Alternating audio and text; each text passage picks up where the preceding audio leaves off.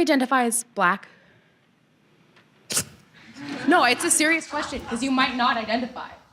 Can you please put the mic? Thank you. Okay. When I walked into I'm not done with my the question. room, I am not done with my question. Hey, young lady. I'm just asking you to listen to me while I ask my I'm question. about to answer your first question. But I didn't finish my question. Okay. Yeah, I'm Black. Less than 9% of the people in this room are Black, and we're all not here for you. Do you think there are racial inequalities in America? And how do you feel about Trump increasing both economic inequality and discrimination for people of color and LGBTQ people? What about violence against marginalized people in the United States? Can you talk about that? Well, the subject was about, national security and foreign policy.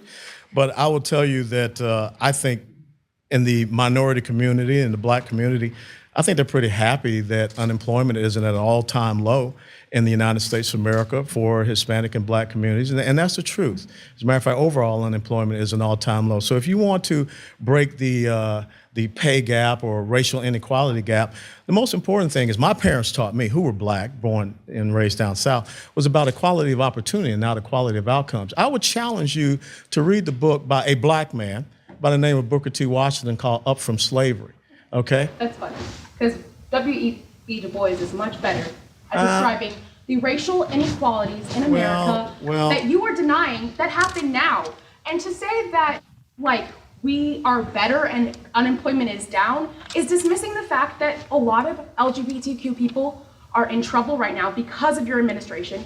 And a lot of Black I'm not people. in administration. I'm just a guy. I mean, here. you are supporting the administration, though, aren't you? I'm not speaking for the administration. Oh, okay. Sorry, I didn't know that. I'm just a private citizen. I'm just Joe Sixpack. It's so predictable when you talk to someone who is a liberal or Democrat, more far left, liberal or Democrat, and they're talking to you about racism. They're talking to you about racism in a way that racism is still happening now as it was 50 years ago.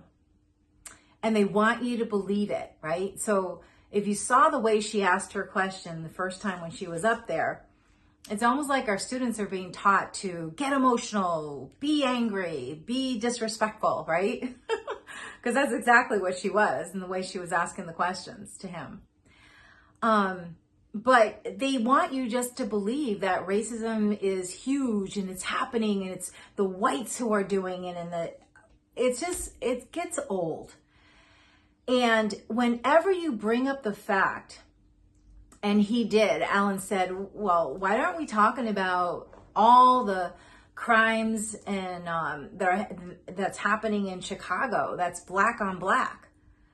She doesn't even want to go down to address that, to acknowledge it. No one will. If you talk to a Democrat or a liberal and you insert that as a question to them, they will dodge it and they will just go on to the talking points that they had with what they want to pursue, right?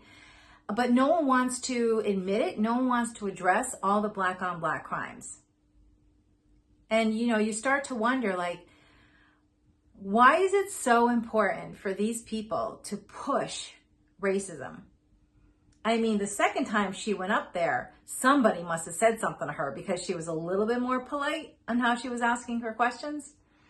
But it's just unbelievable how they really want to just divide us and say how much white people are just the bad people. I mean, it's not true.